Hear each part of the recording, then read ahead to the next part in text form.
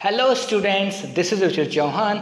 आज हम लोग करने वाले MCQs of magnetic effects of electric current, जो बोर्ड पॉइंट ऑफ व्यू से काफ़ी इंपॉर्टेंस रखता है। ओके, तो यहाँ पर हम कुछ बहुत अच्छे चुनिंदा क्वेश्चंस लेके आए हैं जो बोर्ड पॉइंट ऑफ व्यू से अच्छे हैं काफ़ी। साथ ही साथ ये पार्ट 1 है इसका बच्चों, इसके साथ पार्ट 2 भी आएगा और पार्ट 3 भी आएगा। और जैसे जैसे हमें और अच्छे क्वेश्चंस मिलेंगे हम आपको प्रैक्टिस रेगुलर कराते रहेंगे। ठीक है, तो लास्ट तक वीडियो को देखिए और रेगुलर आप इस पर प्रैक्टिस करते रहिए। ठीक है, जो बच्चों ने अभी तक सब्सक्राइब नहीं किया है चैनल, वो उसको जरूर सब्सक्राइब कर लीजिए, क्योंकि क्लास 10th के जो स्टूडेंट्स हैं या क्लास 12th के जो स्टूडेंट्स हैं उनके लिए काफ़ी अच्छा मैटर आपको इस पर रेगुलर मिलता रहेगा। ठीक है, तो मेरी रिक्वेस्ट है कि इसको आप जरूर सब्सक्राइब कर लीजिएगा, क्योंकि आपको कहीं ना कहीं बेनिफिट तो मिलने ही वाला है इसमें। ओके, तो चलिए स्टार्ट करते हैं। फर्स्ट क्वेश्चन क्या है हमारा, the magnetic field inside a long straight solenoid carrying current. देखिए क्या क्वेश्चन है, the magnetic field inside a long straight solenoid. एक लॉन्ग स्ट्रेट सोलेनॉइड है, इसके अंदर क्या होगा, करंट कैरिंग है, इसके अंदर करंट जा रहा होगा। एक सोलेनॉइड लिए हमने, मान लीजिए एक बैटरी लगा दी इसमें। ठीक है, इससे हमने क्या करा, करंट फ्लो करा दिया। अब इसमें करंट फ्लो करेगा तो साथ ही साथ क्या प्रोड्यूस होंगी भाई, मैग्नेटिक फील्ड्स प्रोड्यूस होने लगेंगी जो नॉर्थ से साउथ चलेंगी। थोड़ा सा यहाँ पे ध्यान रखिएगा कि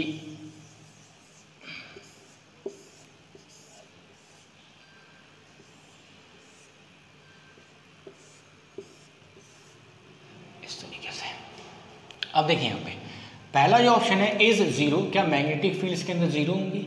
सेकंड ऑप्शन है decreases as we move towards its end, मतलब मैग्नेटिक फील्ड जब एक एंड से दूसरे एंड में जाएंगे क्या वो डिक्रीज हो जाएंगी।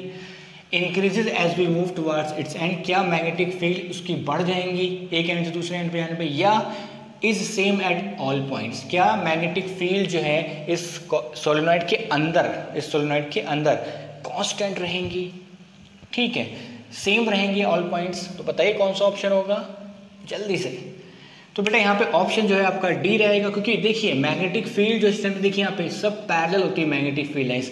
मैग्नेटिक फील्ड जो होती है सोलेनॉइड के अंदर क्या होती है, एक दूसरे के पैरेलल होती है, कहते हैं उसे यूनिफॉर्म। तो हर एक जगह उनकी स्ट्रेंथ सेम रहती है, साथ ही साथ उनकी वैल्यू भी सेम रहती है। तो आपका ऑप्शन डी यहाँ पे करेक्ट होगा, is same at all points. ठीक है, नोट डाउन कर लीजिए इसे। सेकेंड क्वेश्चन है स्टूडेंट्स हमारा, विच of the following correctly describes the magnetic field near a long straight, spelling mistake, STRAIGHT, long straight wire. I repeat the question, which of the following correctly describes the magnetic field near a long straight wire. ठीक है, तो यहाँ पे चार option दिए हुए हैं, एक लॉन्ग स्ट्रेट वायर है, एक लॉन्ग स्ट्रेट वायर है और उसमें करंट जा रहा है। ठीक है, तो वहाँ पे बताना है कि मैग्नेटिक फील्ड को कौन, उसकी जो नियर जो मैग्नेटिक फील्ड है उसको कौन सही से रिप्रेजेंट कर रहा होगा। The field consist of straight lines perpendicular to the wire, मतलब ये कह रहा है कि जो फील्ड लाइंस जा रही होंगी इस वायर के वो परपेंडिकुलर होंगी। दूसरा ऑप्शन कह रहा है the field lines of straight lines parallel to the wire. ठीक है, जो स्ट्रेट लाइन है इसके क्या जा रही होंगी, पैरेलल जा रही होंगी मैग्नेटिक फील्ड लाइंस। थर्ड क्या हो रहा है कि radial lines originating from the wire, इससे रेडिएटिंग लाइंस निकल रही होंगी। और फोर्थ बता रहा है the field consist of concentric, ठीक है, concentric circles centred on the wire. अब देखिए यहाँ पे जब भी कहीं देखिए कोई स्ट्रेट वायर है उसमें करंट जा रहा है, तो हमेशा याद रखिए जो मैग्नेटिक फील्ड लाइंस हैं वो क्या होंगी, उसके सेंटर के इस तरीके से कंसेंट्रिक, मतलब कॉन्सेंट्रिक सर्कल्स बनाएंगी। ठीक, इस तरीके से मैग्नेटिक फील्ड्स के चारों तरफ इस तरीके से सर्कल में घूमती है। आप ऐसे भी बना सकते हो इस तरीके से। ठीक है, तो या कई बार हम ऐसे ही बना देते हैं इस तरीके से, ये भी मैग्नेटिक फील्ड लाइंस। तो यहाँ पे the field lines of concentric circle centred on the circle. तो यहाँ पर जो ऑप्शन है वो कौन सा करेक्ट है आपका, ऑप्शन जो है डी यहाँ पर एकदम करेक्ट है। तो इस तरीके से कुछ मैग्नेटिक फील्ड लाइंस उसके चारों तरफ बन जाती हैं। ठीक है, तो ऑप्शन डी यहाँ पे बच्चों करेक्ट है। स्टूडेंट थर्ड क्वेश्चन है हमारा, an electron enters a magnetic field, an electron enters a magnetic field at right angles to it as shown in figure. Okay, अब यहाँ पे क्या देखिए, एक मैग्नेटिक फील्ड है इस डायरेक्शन में दिखाई गई है, एक इलेक्ट्रॉन ऊपर से नीचे ऐसे आता हुआ दिख रहा है। The direction of force acting on the electron will be, अब यहाँ पे ये बताना है कि हमारा जो डायरेक्शन होगा वो किस तरफ होने वाला है, ठीक है। Direction of the force acting on the electron will be. अब देखिए यहाँ पे क्या हो रहा है, एक इलेक्ट्रॉन ऐसे आ रहा है, देखिए अगर इलेक्ट्रॉन ऐसे आ रहा है नीचे की तरफ आ रहा है तो करंट का डायरेक्शन क्या होगा, opposite to the direction of flow of electrons. तो जो जिस डायरेक्शन में इलेक्ट्रॉन मूव करता है उसके अपोजिट डायरेक्शन में आपका करंट मूव करता है। और हमें पता है कि किसी करंट कैरिंग कंडक्टर में अगर मैग्नेटिक फील्ड लगाते हैं तो क्या लगता है, उसमें फोर्स लगता है। फोर्स का डायरेक्शन कैसे फाइंड आउट करते हैं, by using Fleming's left hand rule. यहाँ पे लगाते हैं फ्लेमिंग्स लेफ्ट हैंड रूल और पता कर लेते हैं फोर्स किस डायरेक्शन में लग रही होगी, वेरी इजी, ठीक है भाई। फ्लेमिंग्स लेफ्ट हैंड रूल आप लोग देख सकते हो मेरे प्रीवियस लेक्चर्स में इसके, ठीक है। फ्लेमिंग्स लेफ्ट हैंड रूल करके आप लिख दीजिएगा वहाँ पे आप यूट्यूब पे, और मेरा नाम लिख दीजिएगा रुचिर कुमार चौहान या फिजिक्स विद RKC, तो आपको वहाँ मिल जाएगा।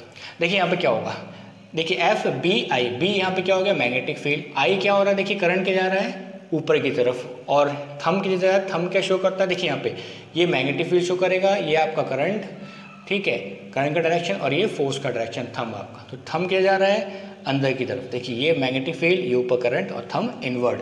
तो इनवर्ड का मतलब इन टू द पेज, और यहाँ पे ऑप्शन हो गया डी करेक्ट, ठीक है। कह रहे होगे कि सर हर बार ही आपका आंसर डी ही आ रहा है, क्या सारे डी होते हैं, तो ऐसा नहीं है, बाई चांस ऐसा हो रहा है। फोर्थ क्वेश्चन देखते हैं जल्दी से। Which of the following properties of a proton can change while it freely या while it moves freely in a magnetic field. मतलब एक प्रोटोन है, प्रोटोन अगर मूव कर रहा है तो करंट प्रोड्यूस हो रहा होगा, सिंपल सी बात है, और उसे मैग्नेटिक फील्ड में रखा हुआ है तो क्या हो रहा होगा, उसके ऊपर एक फोर्स भी लग रही होगी प्रोटोन के ऊपर, ये बात याद रखनी है, ठीक है। तो यहाँ पे बताना है it move freely in a magnetic field, तो यहाँ पे बताना है कि कौन सी प्रॉपर्टी उसकी चेंज हो रही होगी उस प्रोटोन की। अगर एक प्रोटोन को मैग्नेटिक फील्ड में रखते हैं और प्रोटोन आपका मूव कर रहा है तो उस केस में उसकी कौन सी प्रॉपर्टी चेंज होने वाली है। 4 ऑप्शन दिए हुए हैं, ऑप्शन ए है मास, ऑप्शन बी है वेलोसिटी, ऑप्शन सी है मोमेंटम एंड ऑप्शन डी है, option B and C both are correct. Okay, जल्दी से बताओ बच्चों, ठीक है। अब देखो मैं बताता हूँ, ओके देखिए बच्चों इसमें क्या होगा, अगर देखिए कोई प्रोटोन है, प्रोटोन अगर मूव कर रहा है किसी मैग्नेटिक फील्ड में तो उसके ऊपर फोर्स लगने वाली है, फोर्स लगने की वजह से उसका कुछ डायरेक्शन चेंज होगा। अगर डायरेक्शन चेंज होगा तो डेफिनेटली उसकी वेलोसिटी भी चेंज होगी। देखिए वेलोसिटी क्या डिपेंड करती है, डायरेक्शन पे ऊपर। हो सकता है वेलोसिटी का मैग्नीट्यूड चेंज ना हो बट उसका डायरेक्शन अल्टीमेटली चेंज होगा, और उसका अगर डायरेक्शन चेंज हो रहा है तो वेलोसिटी भी चेंज हो रही है, क्योंकि वेलोसिटी डिपेंड्स ऑन डायरेक्शन। अब दूसरी बात, इसका मतलब वेलोसिटी चेंज हो रही है। दूसरी चीज एक और इंपॉर्टेंट यहाँ पे मोमेंटम बराबर क्या होता है, मास इनटू वेलोसिटी। अगर उसकी वेलोसिटी चेंज हो रही है तो उसका मोमेंटम भी तो चेंज होगा, क्योंकि P बराबर मोमेंटम बराबर मास इनटू वेलोसिटी होता है, तो उसका मोमेंटम भी चेंज होगा। देखिए मास में कोई चेंज नहीं आएगा बिल्कुल भी, तो वेलोसिटी और मोमेंटम दोनों ही चेंज होंगे उस केस में। तो ऑप्शन बनेगा आपका डी, फिर से डी ऑप्शन यहाँ पे करेक्ट होता हुआ दिख रहा है। Option B and option C both are correct, so option D is यहाँ पर करेक्ट। ओके, क्वेश्चन है students, commercial electric motors do not use, electric motors क्या यूज नहीं करते, an electromagnet to rotate the armature, बिल्कुल electromagnet use करते हैं। A permanent magnet to rotate the armature, option C देख लेते हैं। A soft iron core on which the coil is bound, ये भी यूज करते हैं। नन ऑफ दिस, ये ऑप्शन है ही नहीं।